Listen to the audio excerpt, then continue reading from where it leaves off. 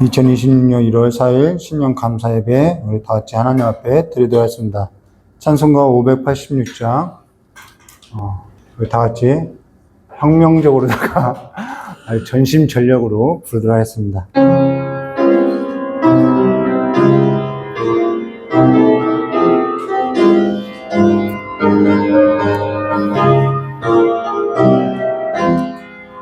어느 민족 누구게나 결단할 때 있나니 참과 거짓 싸울 때에 어느 편에 설 건가.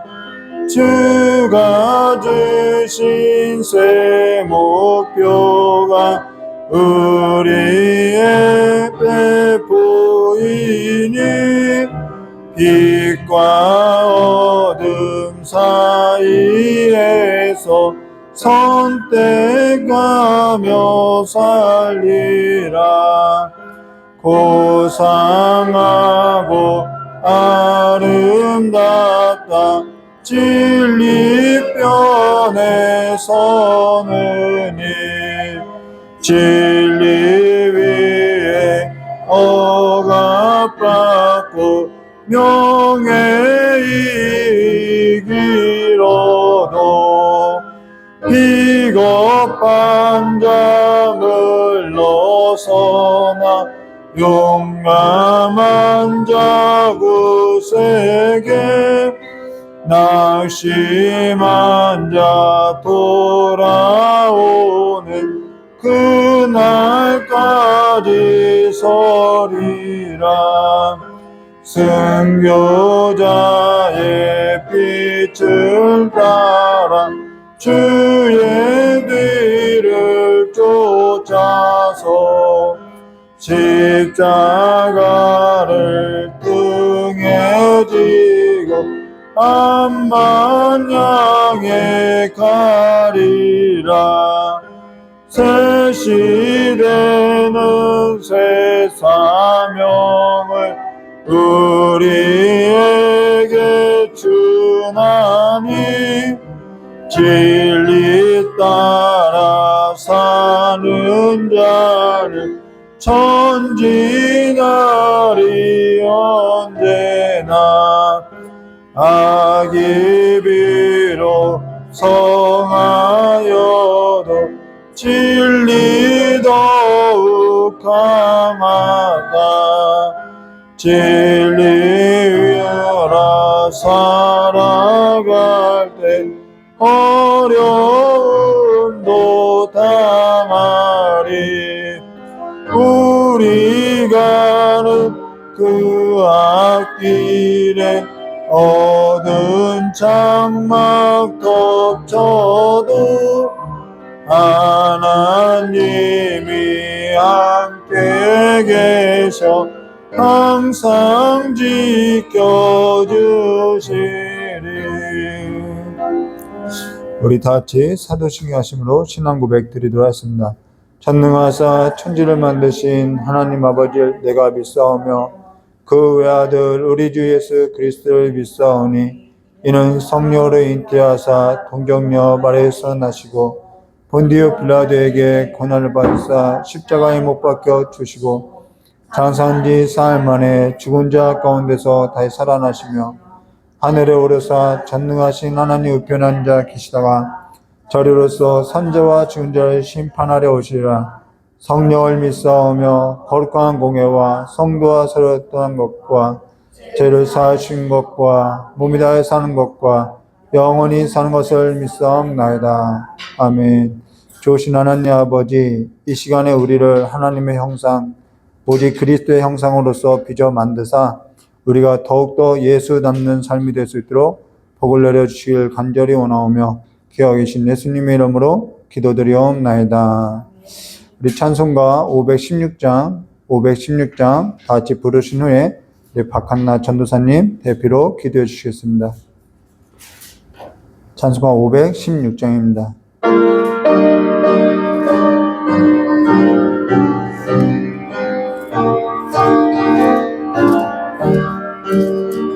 옳은 길 따르라 의의 길을 세계 만민의 참된 길 이 길 따라서 살기를 온 세계에 전하세 만 백성에 나갈 길 어두운 밤 지나서 동뜬다 하나님 기뻐하라 저비 주 예수의 나라 이 땅에 곧 오겠네 오겠네 주 예수 따르라 승리의 주 세계 만민이 나가 길과 진리요 참 생명 내 장검을 은수로 다 따르라 화평왕 어두운 밤 지나서 동뜬다 하나님 기뻐하라 저비 주 예수의 나라 이 땅에 곧 오겠네 오겠네 놀라운 이 소식 알리여라 세계 만민을 구하려 내 주 예수를 보내신 참 사랑의 하나님 만 백성에 따르기 어두운 밤 지나서도 끝나 하나님 기뻐하라 저비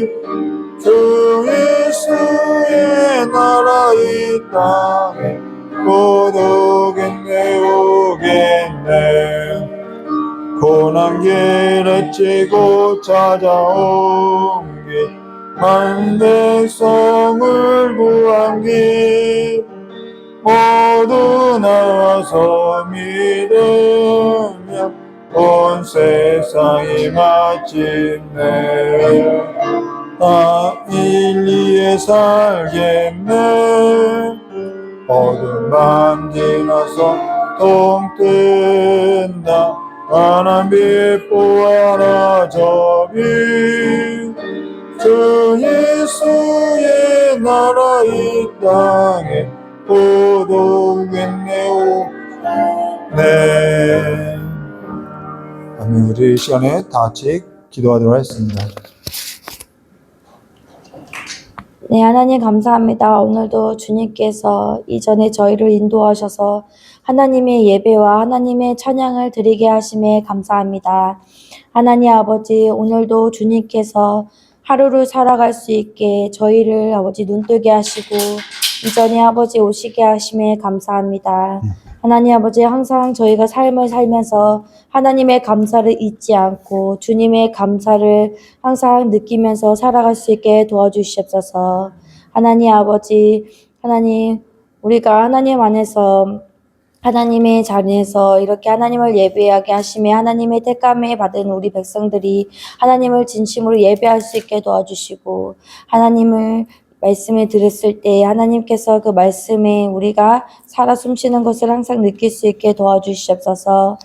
하나님 아버지, 주님께서 오늘도 저희가 이제 신년 예배를 드립니다. 하나님 아버지, 이 예배가 주님이 주시는 예배가 될 수 있게 도와주시고 하나님 아버지, 우리 지금 살면서 하나님 아버지, 하나님께서 주시는 말씀이 하나님의 삶을 통하여 우리가 변화될 수 있게 도와주시옵소서. 이제 2005년도가 지나고 2006년도가 왔습니다. 하나님 아버지, 주님이 이 시대에 살면서 2006년도에도 하나님을 붙드는 삶을 살 수 있게 도와주시고, 그 삶을 통하여 우리가 항상 넘어지고 힘든 시점에 하나님 있지만 하나님 아버지 붙들면서 하나님을 살아가는 저희들이 될 수 있게 도와주시옵소서. 하나님 아버지, 저희는 나약합니다. 항상 하나님을 바라보지 않고 세상에 발을 디딜 때가 참 많습니다. 하나님 아버지, 주님께서 저희들에게 하나님의 아버지 길로서 온전히 표대를 향하여 나아갈 수 있게 도와주시고, 그 나아갈 수 있는 그 힘을 하나님께서 항상 은혜로 채워주시옵소서. 하나님 아버지, 주님께서 주시는 이 삶의 아버지, 이 해에도 하나님께서 저희들에게 주시는 목표대로 하나님 살아갈 수 있게 도와주시고, 그 목표에 하나님의 은혜로서 뿌려나갈 수 있는 저희들이 될 수 있게 도와주시옵소서. 하나님 아버지, 목사님 말씀을 전하는 저희 목사님한테도 은혜를 주시고, 그 은혜의 말씀을 통하여 하나님이 주시는 말씀에 저희가 강건하게 그 말씀을 듣고 하나님 변화되는 삶을 살 수 있게 도와주시고, 2006년도에도 하나님의 그 변함없는 말씀을 항상 목사님 안에 전해주셔서 아버지, 저희가 그 말씀을 향하여 하나님께 더 가까이 나아갈 수 있게 도와주시옵소서. 하나님 아버지, 주님 이정자와 하나님 그 대통령과 하나님 저희 나라를 아버지 축복해 주시고, 그 하나님의 은혜로서 하나님 그 대통령과 위정자들이 하나님의 그 나라에 아버지 뿌려나갈 수 있는 그런 일꾼들이 될 수 있게 도와주시옵소서.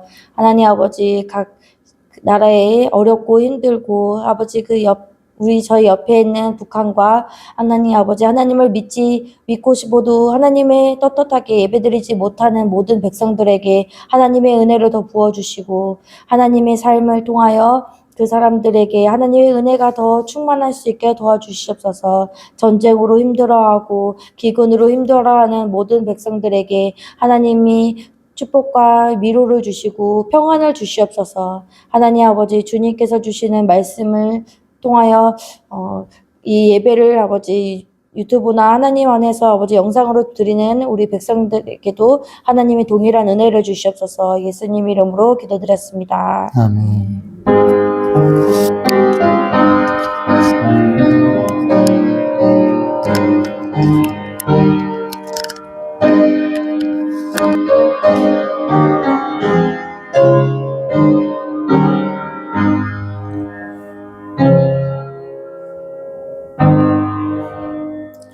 예, 우리 오늘 함께 나눈 하나님 말씀 디모데전서 4장 6절에서부터 16절입니다. 디모데전서 4장 6절에서 16절입니다. 이제는 디모데전서도 5장하고 6장밖에 남지 않았는데요. 5장, 6장 마치면은 아모스서이든지 에스더서 둘 중에 하나 나누도록 하겠습니다. 에스더서를 할 가능성이 더 높은 것 같아요. 에스더서를 여러분 묵상하고 예배에 참석하길 바랍니다. 오늘 우리 함께 나눈 하나님 말씀 디모데전서 4장 6절에서부터 16절입니다. 어서 오세요. 디모데전서 4장 6절에서 16절입니다. 이렇게 영상으로 보면은 새신자 왔나 할 것 같아요. 6절부터 16절까지 제가 먼저 기도하도록 하겠습니다. 내가 이것으로 형제를 깨우치면 그리스도 예수의 좋은 일꾼이 되어 믿음의 말씀과 내가 따르는 좋은 교훈으로 양육을 받으리라.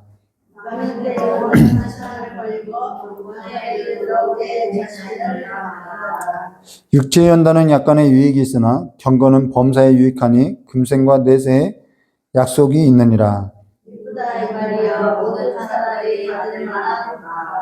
이를 위하여 우리가 수고하고 힘쓰는 것은 우리 소망을 살아계신 하나님께 둠이니 곧 모든 사람 특히 믿는 자들의 구주시라. 누구든지 내 연소함을 업신여기지 못하게 하고 오직 말과 행실과 사랑과 믿음과 정절에 있어서 믿는 자의 본이 되어 내가 이때까지 있는 것과 하는 것과 가르치는 것에 전념하라. 내 속에 있는 은사 곧 장로의 회에서 안수받을 때 예언을 통하여 받은 것을 가볍게 여기지 말며 이 모든 일에 열심히 전력하여 너의 성숙함을 모든 제자들에게 나타내라. 함께 했습니다. 내가 내 자신과 가르침을 살펴 이 일을 계속하라. 이것을 행함으로 내 자신과 내게 듣는 자를 구원하리라. 아멘. 예. 전도사님, 목사님한테 커피 한 잔만 해주세요. 네. 우리 잠깐 기도하도록 하겠습니다. 고맙고 감사하신 하나님 아버지, 우리가 어떠한 것을 하나님께로부터 얻어내려는 그러한 신앙의 모습이 아니라 이제는 하나님을 더욱 사랑하고 이제는 죄의 모습을 버리고 이제는 악을 따르는 삶이 아니라 하나님을 더욱더 사랑하고 하나님을 닮아가는 모습으로서 우리의 본래의 모습을 회복해 나가는 삶이 될 수 있도록 주여 복을 내려주시길 간절히 원하오며 기억해 계신 예수님의 이름으로 기도드리옵나이다. 예, 오늘은 디모데전서 4장 6절과 16절 말씀 가지고요. 읽는 것과 권하는 것과 가르치는 것에 전념하라 라는 제목으로 우리 함께 나누도록 했습니다. 말씀을 묵상하다가 이런 생각을 했어요. 저도 처음 깨닫게 된 것 같아요. 그러니까 성령님께서 깨닫게 해주지 않으면요, 사람이 알고 있는 것도 모르고 살아가는 것 같아요. 신앙은요, 전에는 저도 신앙이라는 것은 하나님께 뭔가 정성을 다하고 뭔가 열심을 내서 복을 얻는 것이라고 생각했어요. 그리고요, 복을 얻으려고 했고요. 근데 신앙은요, 거기에 있는 것이 아니라 하나님을 사랑하는 것에 있다라는 거예요. 신앙이라는 것은 하나님을 사랑하는 데 있고요. 그 하나님을 사랑하게 되면 우리는 하나님을 닮아가는 데 있다라는 것이죠. 그래서 우리가 그 삶에서도 조금 이제는 놓치지 말고 하나님을 사랑하는 데 있어서 알아가는 데 있어서 힘을 쓰는 한 해가 되시기를 주님의 이름으로 축원드립니다. 오늘은 디모데전서 4장 6절과 16절 말씀 감사합니다. 가지고 우리 함께 나누도록 하겠습니다. 지금 우리가 금요 말씀 기도회 때 어딜 나누고 있냐면요, 요한 1서에서 함께 나눌 때 무엇을 보고 있냐면은 말세와 적그리스도, 그러니까 거짓 교훈에 있어서 함께 하고 있는데요. 그러다 보니까 이게 중복되는 부분이 있어요. 우리가 디모데서도 지금 거짓 교훈을 지금 함께 하고 있는 거죠. 그래서 중복되는 부분이 있다고 생각되어질 건데요. 근데 요한이 사역했던 곳이 어디냐면은 이 요한 금요 말씀 기도회 때 우리가 요한 서신을 보고 있는데 그 요한이 사역했던 곳이 어디냐면 에베소라는 거예요. 그리고 지금 바울이 디모데에게 쓴 글도 어디에 전달하고 있냐면 에베소라는 거예요. 그렇기 때문에 이 에베소의 특징이 있다는 거죠. 에베소의 특징이 뭐냐면요, 거짓 교훈이라는 거예요. 신화와 이방 신전과 이런 거짓 교훈, 철학, 헬라 철학, 이런 거짓 교훈이 이 복음과 이렇게 섞여 있다라는 거죠. 그렇기 때문에 이 거짓 교훈과 거짓 순회자들, 이 이야기를 계속하고 있다는 것입니다. 그러면서 우리가 지난 설교 때 거짓 교훈에 있어서 잠깐 살펴보았던 것처럼 당시에는 순회교사들이 있었다는 거예요. 이 순회교사들은 수입이 일정하지 않으니까 자극적인 강연을 통해서 이렇게 좀 자극적인 강연이 이렇게 자극적인 강연을 해야만 수입이 늘기 때문에 그러한 자극적인 강연이 유행할 때라는 거예요. 한국교회도 이러한 바람이 좀 불었던 적이 있죠. 강연에 재미를 더하고 그랬던 적이 있죠. 부흥 강사의 그 바람으로 인해서. 자, 그러다 보니까 무엇이 발달한다면요, 수사학이 발달한다라는 거예요. 이때는 그래서 유명한 사람들은 대부분 다 수사학을 배웠다는 거죠. 이 언어에 관해서. 그러고 누가 더 사람들을 끌어모이느냐, 이 끌어모이는 것이 수익이 된다라는 거예요. 그래서 한때는 강사들이 사람을 많이 모이게 하고 수익을 내는 것이 그 사람의 영성이라고 했다라는 거예요. 근데 영성은 전혀 거기에 있는 것이 아니죠. 그로 인해서 우리가 지난 설교 때 두 가지 사실에 있어서 함께 나눴던 것으로서 어떠한 걸 전하고 있느냐, 그리고 그걸 전하는 그가 누구이냐, 여기서 우리가 분별해야 한다고 했다라는 거예요. 무엇을 전하고 있는지, 누가 그걸 전하고 있는지 분별해야 한다는 거죠. 근데 이들은 전부 어디에 맞춰져 있냐면은 사람에게 맞춰져 있고 돈의 이 물질에 맞춰져 있다니까 이 복음에 계속해서 물을 탄다는 거예요. 예수 믿어도 할례와 전통을 지켜야 합니다. 그래야 의롭게 되는 겁니다. 예수를 믿어도 성령 세례를 받지 않으면 구원을 얻지 못합니다. 물과 성령으로 하지 않고서는 하나님의 나라를 볼 수 없습니다. 이러한 말이 그럴듯하다라는 거예요. 그러니까 성령 받았다는 증거가 뭐냐? 오늘 이 시간에 뜨겁게 방언을 받아야 합니다. 이렇게 연결고리가 있다라는 거죠. 그게 아니면은 11조를 했더니 이런 강연이죠. 하나님께서 내게 이런 복을 주셔서 이 거름더미와 같은 나를 이렇게 궁전에다 올려놓았다. 출세에 대해서 이야기하는 거죠. 전도했더니 복을 받았더라. 잘 살게 되었더라. 이게 복음이냐? 세속복음이라는 거죠. 혼합되어 있다라는 거예요. 그러다 보니까 사람들이 나도 어떻게 하냐면 복을 얻기 위해서 막 종교에 있어서 열광하게 되는 거죠. 그게 종교의 열광주의라는 거예요. 그러면 종교에 있어서 열을 내다 보니까 뭐가 되면은 내 몸을 쳐야죠. 그것이 율법주의가 되고요. 그것이 어떠한 은사 쪽으로 가면 그것이 신비주의가 된다라는 거예요. 같은 논리라는 거예요. 뿌리가 같다라는 거예요. 그러고 나게 되면은 예수가 아니라 나를 위한 복음으로서요. 율법주의가 되고 믿음에서 떠나서 내 행위에 근거해서 보상을 얻으려고 하는 거예요. 공로를 쌓게 되는 거죠. 그래서 내가 예수를 믿었는데 왜 이거밖에 안 되느냐? 내가 이렇게 헌신했는데 왜 이렇게밖에 되지 않느냐? 믿음에서 떠나는 일들이 있다는 거예요. 이 종교 열광주의에 빠지게 되면요. 신앙이 뭐가 되냐면은 내가 더 헌신했느냐? 내가 더 열심을 냈느냐? 내가 은사를 받았느냐? 은사를 받지 못했느냐? 여기에 간다라는 거예요. 헌신을 한 자와 헌신을 하지 않는 자, 은사가 있는 자와 은사가 없는 자, 그러고 나면은 난 성령 세례 받지 못했나? 이 위축감이 드는 거예요. 정죄감이 들게 되죠. 난 믿음이 없나 봐. 나는 더 하나님 앞에 헌신하지 못했나 봐. 집이라도 팔아야 하나? 신앙에서 이 차등이 생겨나는 거예요. 계급화가 되는 거죠. 여러분, 신앙에서 계급화가 된다는 것은요, 그건 세속화됐다라는 거예요. 근데 종교 열광주의는 신앙에 있어서 어디로 이끌게 되면은 이 율법주의로 되는 거죠. 열심을 내게 되어 있어요. 율법도 뭐냐면 내가 이걸 하면서 내가 의롭게 됐다라는 거예요. 그러니까 그걸 하지 않으면 안 돼요. 내가 열심을 내야 돼요. 은사도 마찬가지죠. 내가 뭔가 신비주의도 마찬가지예요. 내가 뭔가 방언을 받으려면은 나무라도 뽑아야 한다라는 거예요. 다 자기 행위에 있는 거죠. 그러고 나서 뭐라 그러죠? 그리스도를 전하는 것이 아니라 내가 이렇게 했더니 복을 받았더라. 이런 거라는 거예요. 근데 그렇게 해서 얻은 삶이 있어요. 근데 그렇게 해도 안 되는 사람이 있더라는 거예요. 그러니까 차등이 생기고 계급이 생기는 거예요. 어떤 사람은 이렇게 했더니 이와 같이 되었더라. 율법주의가 되고요. 어떤 사람은 하다가, 율법주의와 신비주의가요. 이제는 이제 열광주의로 가는 거죠. 하나는 열광주의로 가요. 근데 하나는 어떻게 되면 해도 안 되더라. 불신하게 되는 거예요. 불신. 그러면 그 불신은 어디로 가면요. 신앙이 형식주의가 되는 거예요. 안 갈 수는 없고, 그래도 하긴 해야 하고. 그러니까 뭐냐면은 껍데기만 남는 거예요. 형식주의를 붙들게 되는 거예요. 시간이 지나면서 형식주의가 되는 거죠. 우리가 지난 시간에 이 형식주의를 언급하지 못했는데, 이 신앙에서 형식주의가 되는 거예요. 근데 신앙은 앞서서 언급한 것처럼 복을 얻는데, 뭔가 얻는 데 있지 않다라는 거예요. 내가 하나님을 사랑하고 있는 데 있다라는 것이죠. 그리고 하나님을 닮아가는 데 있다라는 거죠. 근데 전부 이게 뭐냐면 믿음에서 떠난 신앙이라는 거예요. 믿음에서 떠난 신앙이라는 거예요. 그냥 이거 안 되나 봐. 형식주의가 되는 거죠. 그러니까 형식주의가 되면 어떻게 되냐면은 예배는 나와요. 지킬 건 지켜요. 다 할 건 해요. 근데 뭐 하지 못하는 거예요? 삶은 변화가 없어요. 이중적인 삶을 살아가는 거죠.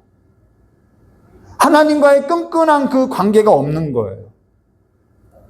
믿음에서 떠난 거죠, 이게 다. 믿음은 관계인데요. 한번 저희 아내가 전에 사역할 때 어떤 권사님을 기도하는데 갑자기 그분이 이렇게 막 소리를 지르면서 막 귀신이 드러난 거예요. 근데 그 어떤 권사님이 스스로 말하기를 뭐라고 하냐면은 내가 헌금도 얼마나 했고 내가 주일도 얼마나 하고 내가 다 하게 했는데 형식을 다 지켰다는 거예요. 내가 안 한 것 없이 다 했는데 그러면서 이런 얘기 했어요. 믿지만 못하게 했는데 이런 얘기를 하는 거예요. 스스로 이야기하는 거예요. 자기가.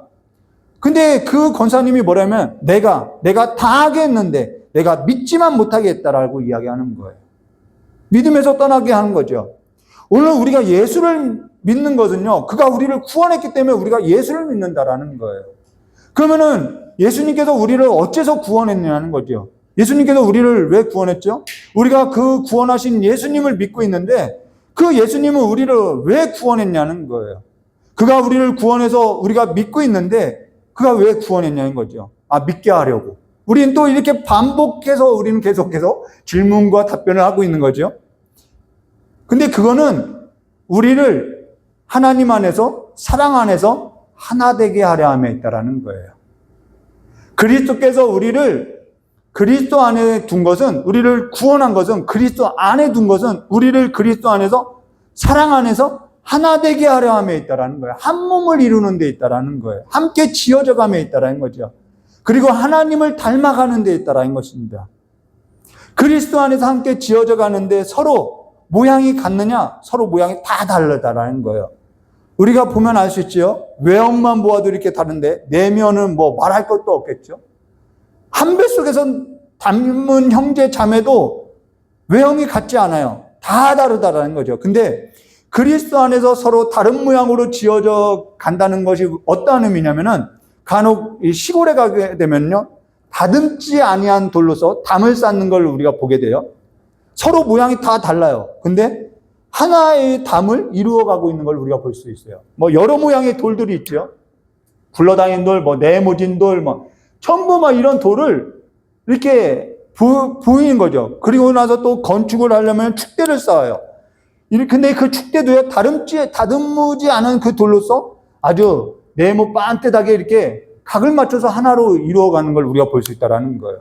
서로 조금씩 달라요. 어떤 사람은 이 부분이 나와 있고, 어떤 사람은 저 부분이 나와 있고, 근데 서로 그 나와 있는 부분에 있어서 조금 내가 몸을 틀고, 조금 감수하면서 뭘 이루는 거예요? 그리스도의 몸을 이룬다라는 거예요. 우리가 다 그와 같이 하나 되는 삶을 이 그리스도 안에서, 교회 공동체 안에서 이루어간다라는 거예요. 이걸 뭐라고 하죠? 이걸 이루어가는 것을 경건이라고 하는 거예요. 교회에서 왜 일을 하느냐? 일의 목적이 있지 않다고 계속해서 이야기하는 이유가 뭐냐면, 우리는 그 일을 통해서 뭘 배우는 거예요? 서로 다른 것, 서로 이 사람은 이 부분이 있구나, 나는 이런 부분이 있구나 하면서 나를 돌아보는 경건의 훈련을 하기 위함에 있다라는 거예요. 일의 목적이 있는 것이 아니라 경건의 훈련을 위해서 우리가 그리스도 안에서 하나 되는 연습을 하고 있다라는 거예요. 그러니까 신앙이라는 것은요, 그리스도를 알고 그리스도께서 나를 그리스도 안으로 구원했다면은 그 그리스도 안에서 우리가 사랑 안에서 서로 하나 되어져 가는 삶으로서 이 몸이 누구를 닮아가야 하냐면 그리스도를 닮아가야 한다라는 거예요. 여기에 목적이 있다는 것이죠. 어떠한 미션 단체처럼 성과를 내는 데 있지 않다라는 것입니다. 경건에 있다라는 거예요. 하나님께서 그러면은 정말 아주 정갈하게 만들 것 같으면 우리를 다 공장에서 벽돌 찍어내듯이 찍어내면 되는 거예요. 근데 그렇게 하지 않는 거죠. 경건한 삶을 우리에게 두기 위함이라는 것입니다. 그래서 빌립보서 4장 8절에 이렇게 말씀하셨어요. 끝으로 형제들아, 무엇에든지 참되며 무엇에든지 경건하며 무엇에든지 오르며 무엇에든지 정절하며 무엇에든지 사랑받을 만하며 무엇에든지 칭찬받을 만하며 무슨 덕이 있든지 무슨 기쁨이 있든지 이것들을 생각하라. 너희는 내게 배우고 받고 듣고 본 바를 행하라. 그리하면 평강의 하나님이 너희와 함께 하시라. 이 가운데 함께 한다라는 거예요. 여기 뭐라고 하냐면 무엇에든지 이 무엇에든지라는 것은 어떠한 일, 특정한 걸 말하는 것을 그걸 성취해내라는 것이 아니라 너가 어떠한 존재로서, 어떠한 인격의 가치로서 이 말이라는 거죠. 너가 어떠한 일을 하든지 너의 그 가치로서, 너의 인격으로서라는 거예요. 이게 경건이라는 것이죠. 무엇에든지 내가 어떠한 사람으로서 그걸 행하고 있냐는 거예요. 그러니까 내가 뭘 했느냐, 내가 너보다 더 많은 걸 했다라는 것은 이러한 공로주의와 이러한 어떠한 신앙의 믿음에서 떠난 이 모든 것은 인격이 되어 있지 않다라는 거예요. 가치를 모르는 거죠. 내 전부, 내 전 인격을 나타내는 삶에 있어서 그리스도 안에서 이 경건의 훈련이 되어 있지 않기 때문에 그와 같다라는 것입니다. 그런데 그들은 그러한 공로를 자랑하고 있다라는 거예요. 우리를 어째서 구원해서 예수를 믿게 하고 왜 예수와 함께 지어져 가는지를 생각지 못하고 있다라는 것이죠. 여기에서 에베소서 4장 13절과 15절에 이렇게 말씀하죠. 우리가 다 하나님의 아들을 믿는다고 해요. 근데 아는 일에 뭐가 되어야 하는 거야? 하나가 되어 온전한 사람을 이루어 그리스도의 장성한 분량이 충만한 데까지 이르러, 그러니까 누구를 닮아가냐면 그리스도를 닮아가는 거예요. 이는 우리가 이제부터 어린아이가 되지 않고 사람의 속임수나 간사한 욕에 빠져 온갖 교훈 풍조에 빌려 요동하지 않게 하려면, 그러면 앞서서 말한 것처럼 그 거짓 교훈, 거기에 우리가 속거나 요동치 않고 이 그리스도의 몸을 이루는 데 있다라는 것입니다. 오직 사랑 안에서 참된 것을 하며 범사에게 그에게까지 자라할지니 그는 머리니 곧 그리스도라. 우리의 전 인격을 통하여서 그리스도의 그 장성한 분량까지 이루는 것이 신앙이라는 것이죠. 그 장성한 분량을 우리가 닮아가려면 어떻게 하냐? 그분을 사랑해야 하는 거예요. 사랑하면 닮게 되어 있는 거죠. 그러니까 신앙이라는 것은 뭘 해서 내가 잘 살게 되었더라가 아니라, 신앙이라는 것은 내 전인격적으로서 무엇이든지 참되게 하고 무엇이든지 인내하며 경건의 훈련을 하며 그리스도의 장성한 분량까지 그리스도를 닮아가는 데 있다라는 것입니다. 우리가 여기에 시선에 있어서 빼앗기면 안 되는 거예요. 경건에 있다는 것을 우리가 기억해야 하고 살아가는 거죠. 그걸 뭐 하는 거예요? 마칠 때까지 우리는 살아가는 거예요. 근데 거짓 교훈은 어떻게 되죠? 제가 링크 하나 보냈죠. 이 거짓 교훈이 다 그와 같은 거예요. 거짓 교훈은 여기에 있지 않아요. 신앙의 본질에 있지 않아요. 우리는 그걸로써 저 사람이 무엇을 전하고 저가 누구부터 왔는지 분별하게 된다는 것이죠. 누굴 전하느냐, 무엇을 믿느냐, 이 말을 하고 있다는 거죠. 근데 우리의 신앙이라는 것은요, 그러면은 그것이 다 나도 옛날에 율법주의였고 내가 신비주의였는데 그것이 그냥 나쁜 것인가? 아니요, 그게 아니죠. 그것이 신앙이 아니었구나라는 깨달음을 얻게 한다라는 거예요. 우리가 거기에 있지 않으면요, 이걸 모르는 거예요. 저 역시도 율법주의에 있었고요, 저 역시도 신비주의에 있었고요, 저도 왔다 갔다 했다라는 거예요. 근데 이것이 아니었구나, 이것이 신앙이 전부가 아니었구나, 우리를 알게 하는 거죠. 경험하게 한다라는 거예요. 그러니까 그것이 나쁘다 이렇게 볼 수는 없는 거죠. 그러나 그것이 신앙이 아니었다라는 것을 우리가 기억해야 하는 거죠. 그리스도 안에서 그리스도의 장성한 분량에 충만한 데까지 이르는 삶. 그래서 우리가 그리스도 안에서 좋은 군사요, 좋은 일꾼이 되라는 것입니다. 여기서 좋은 일꾼이라는 것은요, 뭔가 저 사람이 막 정말 헌신했다 이런 표현이 아니라 좋은 인격체가 되었다라는 거예요. 그리스도를 닮은 좋은 인격체가 됐다라는 거예요. 계속 이걸 일꾼이라고 하니까 교회에서 헌신하게 하게 하는데요, 그런 의미가 아니라는 것이죠. 어떠한 보상이나 대가나 공로가 아니라 내가 그리스도의 그 풍성한 인격으로서 내가 경건에 이르는 삶이 됐다라는 거예요. 그러면서 오직 의인은요, 뭘로 산다고 하죠? 믿음으로 산다고 이야기하는 거예요. 오직 의인은요, 어떠한 복을 얻는 데 사는 것이 아니라 오직 의인은 믿음으로 산다는 것입니다. 전에 오직 의인은 믿음으로 말미암아 산다 했고, 막 그 믿음은 뭔가 막 강력한 카리스마를 가지고 뭔가 얻어내는 데 있다고. 근데 보니까 저는 없는 것 같거든요. 그래서 시험 들었다라는 거예요. 근데 오직 의인은요, 믿음으로 산다는 것은요, 무화과 나무에 꽃이 피지 않아도 외양간에 송아지 없어도 주님의 구원이 온다라는 것을 보고 산다라는 거예요. 성경을 연구하다 보니까요, 그게 그 뜻이 아니었다는 것을 알게 되는 거죠. 복을 얻는 데 있는 것이 아니라 구원하신 그 하나님의 구원을 보고요, 그 경건에 이르는 삶으로서요, 그리스도의 그 메시아의 하나님의 형상의 그 장성한 분량에 자라나고 성숙하는 삶에 있다라는 것입니다. 몸을 이루는 삶에 있다라는 거예요. 그래서 우리가 지난 설교에 이어서 오늘 6절 말씀 보게 되면 이렇게 말씀하세요. 내가 이것으로 거짓 교훈이 아니라 이것으로 형제를 깨우치면 그리스도 예수의 좋은 일꾼이 되어서 믿음의 말씀과 내가 따르는 좋은 교훈으로 양육을 되리라. 여기 양육된다라는 말이요, 하나님의 자녀로 자라나게 되고 성숙되어진다라는 거예요. 우리의 목적이 여기에 있는 거죠. 우리가 예수를 믿는 것은 예수 안에서, 하나님의 아들 안에서 하나님의 자녀로서 자라나고 성숙함에 있다라는 거예요. 이걸 연습하는 것이 경건이라는 거죠. 여기에 있어서 여러 가지 일에 있어서 우리는 이제는 일을 맡게 되고 여러 가지 그 일에 있어서 서로 다투게 되고, 다툴 수도 있어요. 서로 의견이 맞지 않으니까요. 그걸 통해서, 그것이 없어야 하는 거잖아요. 그걸 통해서 우리는 나를 살피고요, 내가 참되게 살아가는 하나님의 자녀로서 살아가는 삶을 배워가게 된다는 것이죠. 그걸 연습하는 것이 뭐냐면은 무엇에든지 참되게 하고 무엇에든지 경건하게 하고 무엇에든지 그렇게 살아가는 것이 뭐냐면은 경건의 연습이라는 것입니다. 그걸로 날 내세우고자 하는 데 있고 공로를 쌓는 데 있지 않다라는 것이죠. 자, 그러고 나서 7절과 11절에 이렇게 말씀하세요. 망령되고 허탄한 신화를 버리라. 이때 당시에 이 에베소에는 허탄한 신화, 헬라 철학이 있었죠. 허탄한 신화를 버리고 경건에 이르도록 이 말이 나오는 거예요. 그래서 경건에 이르도록 내 자신을 연단하라. 육체의 연단은 약간의 유익이 있으나 경건은 범사의 유익이 있나니 금생과 대세의 약속이 있느니라.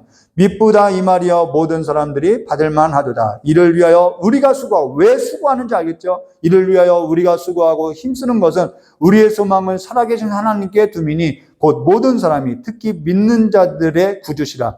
너희는 이것들을 명하고 가르치라. 이것들을 명하고 가르치라고 했는데 지금 일부, 저는 일부라고 표현하고 싶어요. 일부 목회자들이 다른 걸 전하고 다른 걸 명하고 다른 걸 가르치는 경우들이 있어요. 여기 바울이 디모데에게 뭘 하냐면은 너는 이것들을 명하고 가르치라는 거예요. 그러면은 자, 바울이 디모데에게 너는 이것들을 명하고 가르치라는 것은 누구에게 가르치라고 한 거냐면 에베소 교회 성도들에게 가르치라는 거예요. 그래서 이건 개인 서신이 아니라 교회에게 하고 있다는 것을 우리가 기억해야 하는 거죠. 교회는요, 이것들을 가르치는 것을 뭐라 하면은 설교라고 한다라는 거예요. 이것들을 전하고 가르치고 이것들을 명하는 것을 설교라고 한다라는 거예요. 여러분, 이렇게 하면 복을 받습니다. 이걸 설교라고 하지 않는다는 것이죠.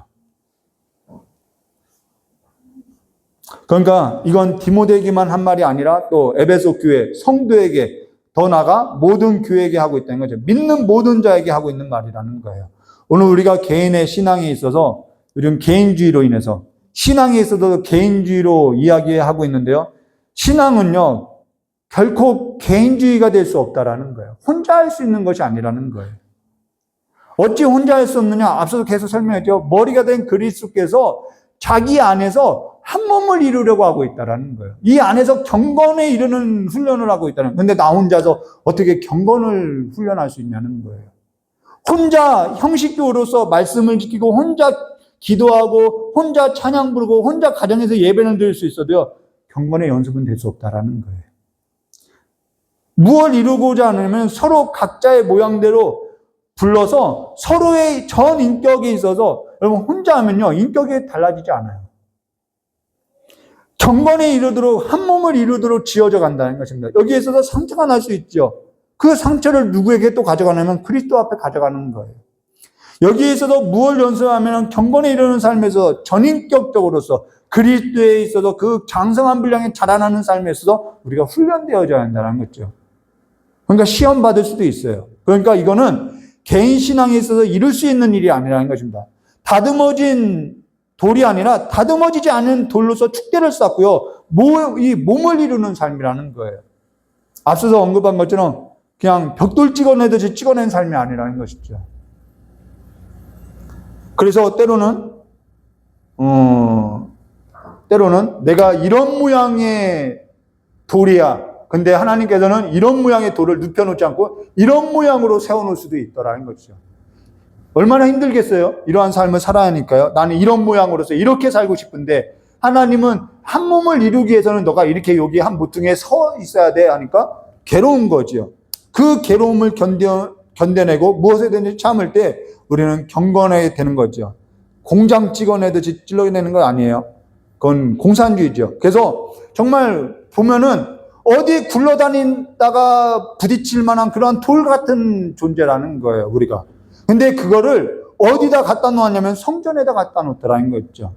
하나님께서는 우리를 그냥 굴러다니는 돌과 같이 보지 않고요, 성전에 있어서 기둥과 터로 보고 있다는 사실을 우리가 기억해야 한다는 것입니다. 그리고 여기 디모데에게 권하고 있는 일이 있는데요. 무엇을 권하느냐? 12절에 이렇게 말씀하셨어요.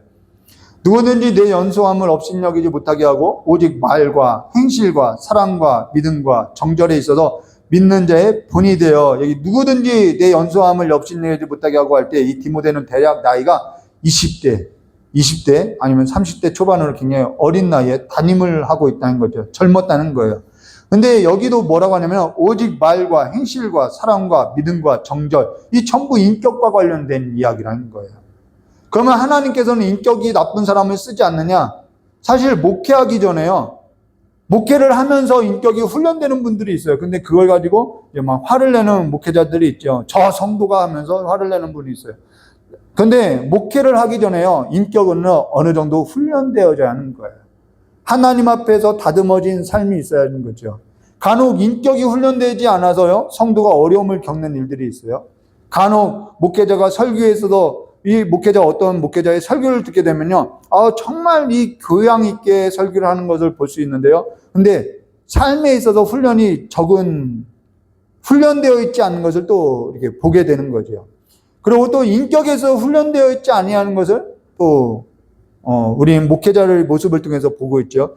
저 역시도 간혹 그런 얘기를 할 때가 있어요. 제 아내에게. 사실 목회자는 어떻게 만들어지냐면은 성도가 기다려줘서 만들어지는 거예요.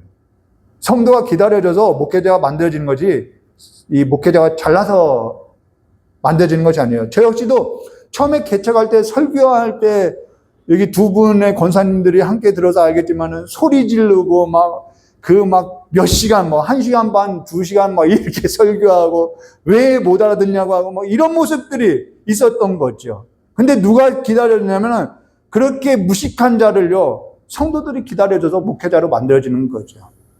자, 그러고 목회자는 또 누구를 기다려주냐면은 성도가 자라날 것을 믿고 기다려줘야 한다라는 거예요. 목회를 하면서 알게 된 일이라는 거예요. 그게 뭐냐면요, 사람만큼 더디 잘하는 것이 없다는 것을 저를 보면서도 알고요, 성도를 보면서 알게 된 거죠.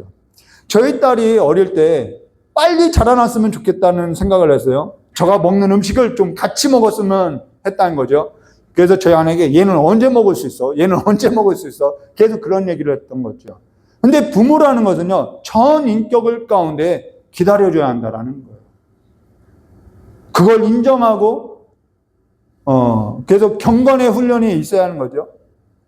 사실 부모라는 것도요, 해본 적이 없어요. 저도 목회라는 것을 처음 개척할 때는요, 해본 적이 없는 거예요. 그걸 인정하고 자녀에게 부모가 처음이라서 서툴어서 그러하다는 것을 인정하고 가르쳐야 하는데, 이 부모가 너가 뭐가 한다고 이렇게 되면요, 자녀는요, 자라날 기회가 없는 거예요. 자녀에게 뭐라면 너가 뭘 한다고 가만히 있어 하면은 자녀는요, 그 부모만큼 그 이상으로 자라날 수가 없게 된다라는 거예요. 부모도요, 가만히 있으라고 하는 그 자녀에게 뭘 기대할 수 있냐는 거예요. 그 자녀는요, 한계에 부딪힐 밖에 없어요. 살면서 늘 한계에 부딪히는 거죠. 부모의 장벽을 넘지 못하는 거예요. 부모가요, 이렇게 말해야죠. 부모도 처음이라서 그런데 우리 같이 한번 해볼까? 이런 부모 밑에서 자라나는 것과 너가 뭘 알아 가만히 있어, 인격적으로 훈련되지 않은 그 부모 아래서 자라나는 자녀는요, 같은 모습으로서 자라날 수 없다라는 거예요. 여기 믿는 자에게 본이 되어라고 하는데요, 이 본이 되다라는 것은 나를 본받아라, 내가 어른이니까 나를 본받아라 라는 얘기가 아니라, 이 말은요, 기준이라는 거예요. 기준. 제식훈련할 때 기준하죠. 그 기준이라는 단어예요. 본이라는 것이. 그러면은 그 사람은요, 바로 앞사람의 뒤통수만 보면 되는 거예요. 맨 앞사람을 보려고 이렇게 하면요, 흔들리게 되어 있는 거죠. 내 앞사람만 보면 되는 거예요. 바울이요, 나는 예수만 보고 있다. 그러니까 너도 나만 보라는 것은 너도 예수만 봐야만 돼, 이 얘기죠. 그건 예수 뒤에서라는 얘기라는 거예요. 나를 본받아라, 나를 따르라, 이런 목회적 마인드가 아니라는 것입니다. 자, 그러고 나서 세 가지를 부탁해요. 디모데에게 13절에. 내가 이를 때까지 읽는 것, 권하는 것, 가르치는 것에 전념하라. 내가 이를 때까지 뭐 하라고요? 세 가지를 오늘 우리 성도들에게 권하고 싶어요. 하나는 읽는 것, 읽어야 돼요. 다른 하나는 권하는 것과 또 하나는 가르치는 것. 세 가지를 권하고 있죠. 여기 권하는 것과 가르치는 것은 사실 같은 내용이라는 거예요. 설교를 말하고 있어요. 그럼 무엇을 읽어야 하느냐? 말씀. 지금은 성경이 정경으로 되어 있기 때문에 우리는 구약과 신약 전부 읽으라는 뜻으로서 이해하면 돼요. 근데 여기서 읽으라고 하는 것은요, 서신서를 말하는 거예요. 편지를 말하는 거예요. 바울이 각 교회에게 쓴 서신, 이 편지를 예배 가운데 낭독하라는 거예요. 근데 이게 왜 중요하냐면요, 자, 예수님이 회당에 들어가서 뭘 읽었냐면 성경을 읽었어요. 모세의 글을 읽고요, 선지자의 글을 읽었어요. 왜 모세의 글을 읽고 선지자의 글을 읽었냐면은 회당에 들어가서 그건 당연히 성경이니까 읽었던 거죠. 그러면 구약 성경은 이 구약의 내용은 모세의 글과 선지자의 글은 예수님께서도 이것이 하나님의 말씀 성경이라는 것을 인정했다는 것이죠. 그런데 신약에 와서 바울이 교회에게 쓴 서신, 이 편지를 읽으라고 하는 것은 이것이 성경이냐? 우리는 물어봐야 하는 거죠. 아니, 바울이 쓴 글인데, 바울이 교회에게 편지 쓴 건데, 왜 교회에서 이 성경의 권위를 가지고 읽으라고 하냐는 거예요. 여기에서도 베드로후서 3장 15절과 16절에 이렇게 말씀하고 있어요. 이 내용이 중요해요. 또 우리 주의 오래 참으심이 구원이 될 줄 여기라. 우리가 사랑하는 형제 바울도 그 받은 지혜대로, 여기서 그가 받은 지혜대로라는 것은 하나님의 계시를 말하는 거죠. 그 받은 지혜대로 너희에게 이같이 썼고 바울이 편지를 썼다는 거예요. 근데 그 받은 지혜대로 뭘 쓴 거예요? 하나님의 계시, 성령의 감동을 받아서 교회에게 편지를 썼다는 거예요. 그럼 이거는 성경이라는 거죠. 그러면서 뭐라고 하면은 16절에 또 그 모든 편지에도 이런 일에 관하여 일렀으되 그 중에 알기 어려운 것이 덜어 있으나 무식한 자들과 굳세지 못한 자들이 다른 성경과 같이 그것을 억지로 풀다가 스스로 멸망에 이르리라. 자, 바울이 쓴 서신을 뭐라고 동의어로 보죠? 다른 성경. 이때 당시 다른 성경은요, 모세의 글과요, 선지서를 말하는 거예요. 구약을 말하는 거예요. 그런데 이 다른 성경과 지금 모세의 글을 같이 두고 있다라는 거예요. 그러면은 모세의 편지도 뭐라는 거예요? 성경이라고 인정하고 있다는 거죠. 누가요? 성경이 인정하고 있다라는 거예요. 그래서 우리는 교회 안에서 뭘 보는 거예요? 바울의 서신을 낭독하고 읽고 하는 거죠. 그래서 성경을 이 바울의 서신도 읽어야 하는 거예요. 고린도전서 14장 37절에 만일 누구든지 자기를 선지자나 혹은 신령한 자로 생각하거든 내가 너에게 편지하노니 이 글이 주의 명령인 줄 알라는 거예요. 골로새서 4장 16절 이 편지를 너희에게 읽은 후에 라오디게아의 교회에서도 읽게 하고 또 라오디게아로부터 오는 편지도 너희도 읽으라는 거예요. 그래서 성경은 읽어야 하는 거죠. 그러니까 교회에서 이 글을 읽는 것은 이게 성경하고 같은 권위에 있는 동일한 성경 말씀이라는 거예요. 우리가 그래서 구약과 신약 이 66권이 성경이라는 것을 우선은 우리가 믿어야 하는 거죠. 하나님의 말씀이라는 거예요. 그러면서 가르치는 것이 뭐냐? 이 가르치는 것이 설교인데요. 가르치는 것은 이 글이 언제 쓰여진 거냐면 2000년 전에 쓰여진 거예요. 사어, 죽은 언어라는 거죠. 사어라는 것은 지금 쓰이지 않는 언어라는 거예요. 하나님께서 이 언어를 보존하기 위해서 당시에 쓰인 언어로만 딱 보존했다라는 거예요. 그러면은 당시에 쓰였던 그 뜻을 우리가 해석하면은 아, 이것이 무슨 뜻이구나라고 이해할 수 있다는 거죠. 저자가 어떠한 의도로서 썼구나. 그러니까 가르치는 것은 뭘 가르치는 거라면 2000년 역사의 그 간극, 오늘 우리의 그 간극을 좁혀주어서 풀어주고 해석하는 것을 가르치는 일이라는 것이죠. 2000년 역사의 그 간극을 좁혀서 풀어줘야 하는 거예요. 성경이 전하고 말하고자 하는 그 기록자의 의도대로 전하는 것이 성령의 감동으로서 쓰여진 그 의도대로 전하는 거죠. 가령 14만 4천 어떻게 해석해야 하나요? 이거 2000년 전에 쓰여진 거예요. 당시 로마의 압제로부터 게마트리아 방식이라는 그 암호화된 글이 있어요. 게마트리아 방식이라는 암호화된 그 글로써 이 글을 썼다라는 거예요. 암호화된 글. 그러니까 14만 4천이라는 것은 문자대로 해석하면요. 아, 14만 4천 명만 들어가는구나. 그게 아니라 그대로 해석할 것이 아니라 이게 암호화된 글로서 게마트리아 방식으로서 많다라는 의미라는 거예요. 그러면 그 의도대로 구원받는 자들이 많구나라고 해석하면 되는 거죠. 666. 이걸요, 숫자로서, 문자로서 베리칩이다, 바코드다, 이런 해석이 있어요. 아니요. 이때 게마트리아 방식으로 로마의 압제로부터 암호화된 글이 있다라는 거예요. 이 666이라는 이 숫자는요, 네로라는 이름이라는 거예요. 네로. 글이 로마의 군주라는 뜻이라는 거예요. 지금도 이런 박해가 곳곳에 일어나죠. 그러면 이러한 박해가 곳곳에 있으니까 우리가 이럴수록 더욱더 하늘의 소망을 두고 믿음을 지켜야 합니다. 이런 메시지가 되어야 하는 거죠. 신의 악단을 우리가 신의 악단 영화를 보아서도 알고 있지만은 일부 지역에서는 아직도 그러한 핍박이 있어요. 아직도 여성의 할례 문제로 고통당하는 여성이요. 여성 20명 중에 한 명은요, 할례를 당하고 있어요. 그러니까 설교라는 것은 무엇을 말하면 2000년 전의 역사의 그 간극을 좁혀주어서 권면하는 것이 설교라는 거예요. 그런데 그걸 막 다 무시하고 자기 의도대로 해석하고 있더라는 거죠. 그리고 여기 전념하라라는 것은 젖어들으라는 거예요. 아주 흠뻑 젖으라는 거예요. 자, 그러고 나서 14절에 이렇게 말씀하세요. 내 속에 있는 은사, 곧 장로회에서 안수받을 때 예언을 통하여 받은 것을 가볍게 여기지 말라.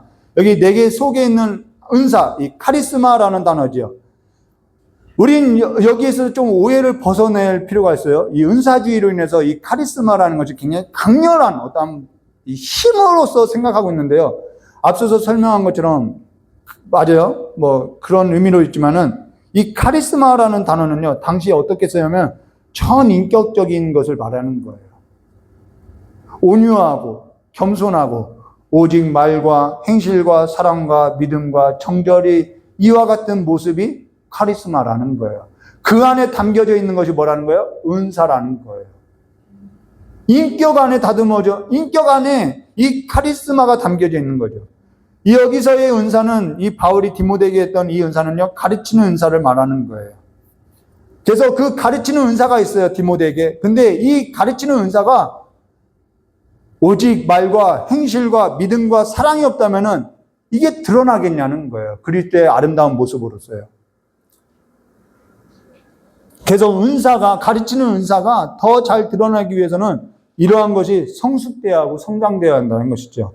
연장도요, 잘 갈려야 잘 쓰이는 거 아닌가요? 연장도 막 무뎌가지고 갈려져 있지 않아서 쓰이지 않으면요, 뭐 쓰는데 어려움이 있는 거죠. 은사도 같다라는 것입니다. 인격이 훈련돼야 하는 거죠. 그러나서 16절에 15절에 이렇게 말씀하세요. 이 모든 일이 전심전력하여 뭐 하라고요? 목적이 어디에 있다고요? 성숙함에 있다라는 거예요. 너의 성숙함을 모든 사람에게 나타내라는 거예요. 우리가 힘써야 할 것은요, 공로가 아니에요. 내 성숙함에 있는 거예요. 근데 여기 너의 성숙함을 전에는 뭐라고 했냐면 진보라는 단어였어요. 너의 진보를 이루라라고 이야기했죠. 근데 이걸 성숙함을 변해서 왜 진보라고 했냐면요, 진보라는 단어가 뭐냐면 로마가 이때는 팽창주의로 써요. 막 팽창해 나갈 때라는 거예요. 그 로마가 팽창하려면은 뭘 해야 하냐면은 공병대가 가서요, 길을 닦아야 돼요. 길을 닦으면은 거기에 그 길을 통해서, 잘 닦여진 길을 통해서 누가 가냐면 군대가 들어가요. 군대가 들어간 자리에는 반드시 로마가 통치하게 되어 있어요. 그걸 뭐라면은 진보라고 하는 거예요. 그걸 성숙이라고 하는 거예요. 그러니까 우리가 성숙함이 뭐냐면 우리가 성숙하고 경건의 연습을 하고 연습을 해서 우리가 성숙해가는 그 자리의 끝에는 뭐가 나냐면 하나님의 나라가 이루어져야 하는 거예요. 그게 성숙함이라는 거예요. 내가 인격이 덜 되어서 하나님의 나라가 다스려지지 않는 모습, 그거는요, 성숙하지 못한 거라는 거예요.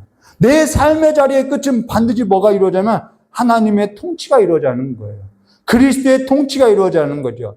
그리스도의 나라가 되는 거예요. 그리스도께서 나를 통해서 이러한 경건에 이르는 삶을 통해서 뭘 하냐면 하나님의 나라가 이루어진 것을 보게 한다는 것입니다.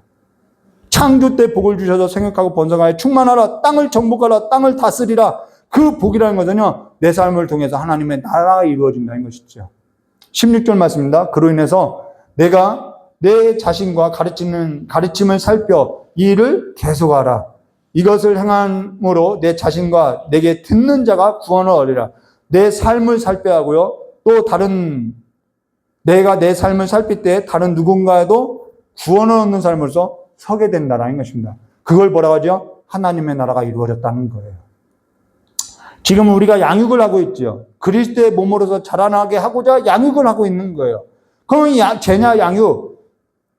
제자 양육을 하는 이 1년의 일정 과정이 마치게 되면 우리는 뭘 해야 하나요? 제자 양육 이 과정이 뭐 12주, 뭐 1년 될 수도 있고요. 12주가 될 수 있어요. 이거 마치면 뭘 해야 하나요? 선교 떠나야 하나요? 구제해야 하나요? 내가 좋은 일꾼으로서 막 헌신해야 하고 살아야 하나요? 뭔가 계속 일을 하려고 하는 거예요. 우리 제자 양육 끝나면 뭘 해야죠? 성경 읽는 것부터 누구에게 가르치고 권하는 그 삶으로서 내가 성장하고 성숙해야 한다면은 공동체 안에서요, 경건의 훈련이 되어야 하고요. 이걸 겪어내야 하고요. 그리고 우리는 성경을 읽는 것과 가르치는 것과 권하는 일에 있어서요, 게으르지 말고요, 전념해야 하는 거예요. 젖어들어야 하는 거예요. 1:1 양육은요, 이 성경 66권을 전부 가르쳐 주는 것이 아니라는 거예요. 어떻게 하면 제자 양육이 끝나면요, 뭐가 다 된 줄 아는 거예요. 그리고 나서 뭔가 파견 나가는 군인처럼 파견을 나가요. 그게 아니라 한 권 한 권 강론을 하면서요. 한 권 한 권 읽어가면서요. 배워가야 하는 거예요. 지금 그걸 하고 있는 거죠. 장년부에게 1:1 양육을 하면서 설교를 통해서 창세기부터 지금 강의하고 있죠. 그리고 2번에 걸쳐서 예배를 통해서 성경을 나누고 있죠. 목장에서도 뭘 해야 하냐면요. 주제별로 갔다고 하면은 계속해서 주제가 나오나요? 그렇지 않아요. 결혼에 대해서 나오면요. 다음에는 뭐 결혼 생활, 직장 생활, 그 주제가 끝나면 뭘 해야 하나요? 주제가 계속 나오나요? 그렇지 않아요. 성경 말씀을 서로 읽고요, 권하고요, 가르치고요, 해석하고요, 풀어주는 일로서요. 우리가 어떻게 이 말씀을 가까이 하고요, 더 경건한 삶으로서 뭐라는 거예요? 성경이 양식이라는 거예요. 생명의 양식이라는 거예요. 이 말씀이 예수님이라는 거예요. 이 예수님을 우리의 양식으로서 뭐냐면 이 목장 안에서 뭐 하는 거예요? 떡을 떼며 나누는 것을 나눔이라고 하고요, 교제라고 하는 거예요. 이제는 한 챕터 한 챕터 한 권 한 권 우리가 뭐냐면 읽고 나눠야 하는 거예요. 그걸 뭐라는 거 말씀을 예수님의 그 살과 피를 쪼개서 떼어서 나누는 성찬과 같은 그 예배가 목장 안에서 이루어져야 하는 거죠. 목회자가 막 맨날 쫓아가서 가르칠 것이 아니라 여러분 스스로가 목장 안에서 이 일이 떡을 떼는 이 일이 양식을 떼는 일이 되어져야 하는 거예요. 성경 어디 할 걸 미리 여러분에게 언급하는 것은 각자 읽고 연구하라는 거죠. 그리고 설교를 듣고 기준에 있어서 잡으라는 거예요. 그게 되고 나면 뭘 하느냐? 말씀에 있어서 이제는 각자가 무장하고 어디에 가야죠? 그 무장된 경건한 모습을 가지고 세상 나가서 싸워야 하는 거예요. 가정과 일터로 나가서 싸우는 거예요. 100만 대군보다요, 대형교회에 숨어서, 이제는 그 경건의 훈련 지겨워. 숨어서 예배 드리는 그 100만의 대군보다요, 잘 훈련된 경건한 자 100명이 훨씬 나은 거예요. 그래서 이사야서 60장 21절과 22절에 이런 말씀하는 거예요. 내 백성이 다 의롭게 되어 영원히 땅을 차지하리라. 하나님의 나라가 이루어지리라. 그들은 내가 심은 가지요 내 손으로 만든 것으로서 우리가 하나님 앞에 이렇게 빚어져야 하는 거죠. 나의 영광을 나타낼 것인지 그 작은 자가 천을 이루겠고 그 약한 자가 강국을 이룰 것이라. 여러분 작은 자 몇 명이 훨씬 나아요. 때가 되면 나 여호와가 속히 이르라. 거짓 교훈에 막 요동하고 풍조에 흔들리는 여러 명보다요, 진리에 서서 요동하지 않는 그 한 사람, 풍조에 밀려 떠내려가지 않는 오직 한 사람, 오직 의인은 하나님의 말씀 믿음으로 말미암아 살리라고 했던 그 한 사람, 하나님의 말씀은 무장한 믿음의 사람, 그 한 사람이 필요한 거예요. 여러분이 그 한 사람이 되시기를 주님의 이름으로 축원드립니다. 다 기도하도록 하겠습니다. 좋으신 하나님 아버지, 많은 일을 행하는 것이 아니라 내가 많은 공로를 쌓은 것이 아니라 내가 하나님을 사랑하고 하나님을 닮아가는 삶의 경건한 자로서의, 하나님께서 우리에게 원하는 것은 경건한 자손을 원한다고 한 것처럼 우리가 하나님의 경건한 자로서 훈련되어진 용사와 같이 좋은 사람으로서 하나님의 말씀으로 무장되어서 세상을 이기고도 더 이기고 나가는 삶이 될 수 있도록, 그래서 우리의 삶이 오늘 한 해가 하나님의 말씀으로 말미암아 무장되어지는 삶이 될 수 있도록 복을 내려주시길 간절히 원하오며 귀하고 계신 예수님의 이름으로 축복하며 기도드리옵나이다. 우리 찬송가 세상 흔들리고 찬송 부르도록 하겠습니다.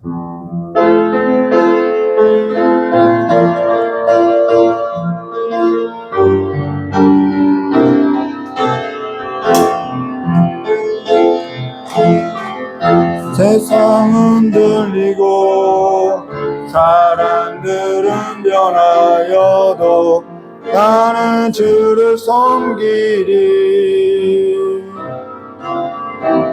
주님의 사랑은 영원히 변하지 않네. 나는 주를 신뢰. 오직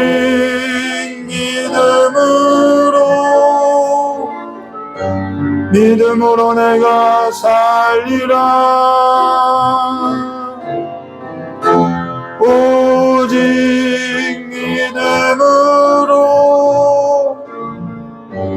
믿음으로 내가 살리라. 믿음은 들리고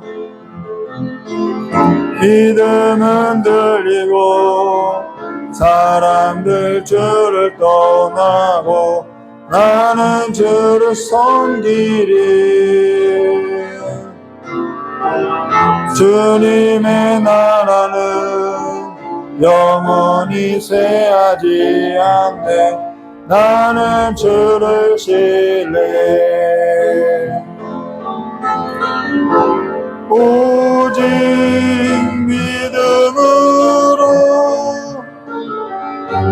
믿음으로 내가 살리라. 오직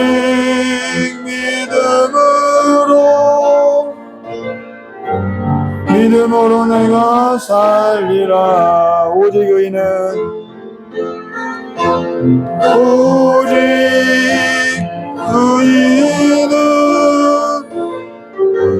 믿음으로 말미암아 살리라. 오직 의인은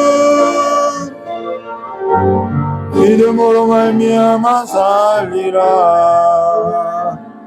우리 시간에 드려진 예물에 우리 이경림 목사님 나오셔서 기도하고 축도로서 예배 마치도록 하겠습니다.